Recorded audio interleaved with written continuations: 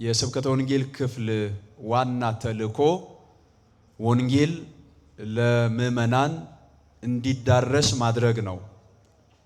ያላመኑት እንዲያምኑ፣ ያመኑት እንዲጸኑ፣ በሃይማኖት እያሉ ደግሞ በስጋ ድካም ኃጢአት የተለያየ ድቀት ያገኛቸው እንዲነጹ፣ እንዲቀደሱ፣ እንዲከብሩ፣ ወደ ስጋ ወደሙ እንዲቀርቡ ማድረግ ነው።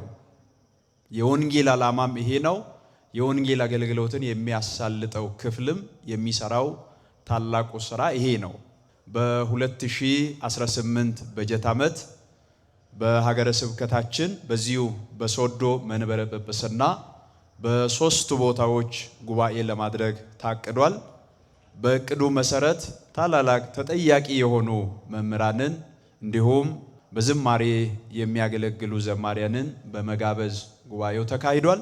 አንደኛውንም ሁለተኛውንም ሶስተኛውንም ጉባኤ እግዚአብሔር አግዞን እግዚአብሔር ረድቶን በተሻለ ሁኔታ ስላከናወንን ከዚህ በፊት ከነበረው ለየት ባለ ሁኔታ በሀገረ ስብከት በብፁዕ አባታችን መመሪያ ሰጭነት ለወንጌል ቅድሚያ በመስጠት ለሕንፃ ሥላሴ ቅድሚያ በመስጠት የወንጌል ጉባኤ አድርገናል።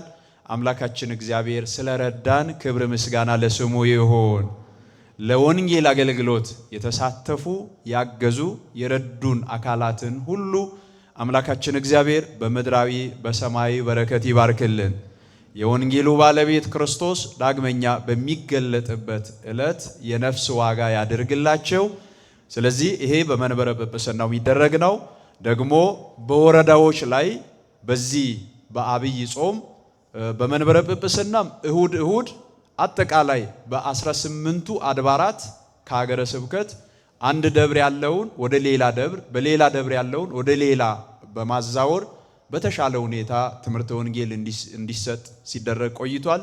ደግሞ በወረዳ ርዕሰ ከተማዎች አጠቃላይ በ16ቱም ወረዳ መምህራንን በትሩፋት የሚያገለግሉትን የማኅበረ ቅዱሳን አገልጋዮችን ሌሎችን አጠቃላይ ባሳተፈ መልክ ይህ ስምሪት ሲደረግ ቆይቷል። ለየት ባለ መልክ ደግሞ በዚህ በአብይ ጾም ብቻ በተመረጡ በ5 ወረዳዎች ላይ ለካህናት የአንድ ቀን ስልጠና፣ ለምእመናን ደግሞ ዕለተ እሁድ ጠዋት ዘማሪያንን መምህራንን በመመደብ የተለየ ጉባኤ የትምህርተ ወንጌል ጉባኤ እንዲካሄድ ተደርጓል። አብይ ጾም ደግሞ ከተፈታም በኋላ በቀሩ ወረዳዎች ላይ ከወረዳ ቤተ ክህነቶች ጋር በመናበብ የወንጌል ጉባኤ የምንቀጥል ይሆናል።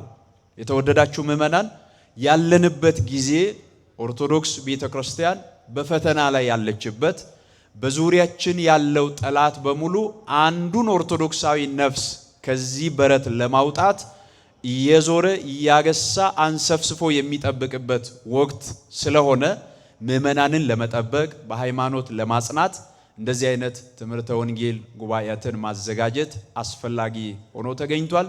ከዚህ በፊትም ወላይታ ሀገረ ስብከት በአገር ደረጃ የሚታወቁ ታላላቅ ጉባኤያትን ያካሂዳል።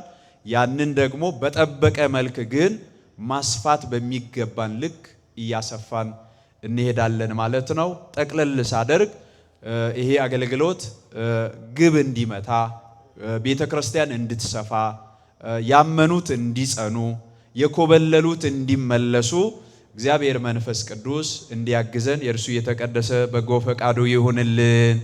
በተለይ እንደ ወላይታ በለቅሶ አገልግሎት ብዙ ነፍሳት እየዳኑ ነው ያሉት። እግዚአብሔር የሰጠን ለየት ያለ ከሌላው አካባቢ በተለየ ሁኔታ እግዚአብሔር የሰጠን የአገልግሎት በር እንደ ወላይታ በለቅሶ የሚሰጥ አገልግሎት ነው።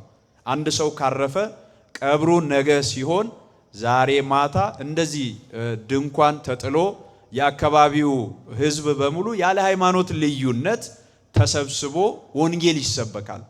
ቀብር ላይ በተመሳሳይ ሁኔታ ወንጌል እንደ ጉባኤ ሰባኪያን፣ ዘማሪያን ተጋብዘው የሰንበት ትምህርት ቤት መዘምራን የአገልግሎት ልብሳቸውን ለብሰው ካህናት በሙሉ እዚያ ለቅሶ ደጅ ላይ ገጠር ከሆነ በመገኘት ከተማ ከሆነ ደግሞ በቤተ ክርስቲያን አውደ ምሕረት ላይ ሰፋ ያለ አገልግሎት እየተሰጠ ነው ያለው። በዚህ አገልግሎት ብዙ ነፍሳት ጸንተዋል። ብዙ ነፍሳት የኦርቶዶክስ አስተምሮ ምን እንደሆነ ከውጪ ያሉ ነገረ ክርስቶስ አይሰበክም፣ ነገረ ሥላሴ አይሰበክም የሚሉ እንዲህ መሆኑን ብናቅ ኖሮ እኮ እኛ አንሄድም ነበር ብለው እስከሚጸጸቱ ድረስ በስፋት በመላት ትምህርተ ወንጌል እየተሰጠ ነው ያለው። ለሌላው አካባቢ ይሄ ተሞክሮ ሊሆን የሚችል አገልግሎት እየተሰጠ ነው እዚህ ቦታ የሚገኘው።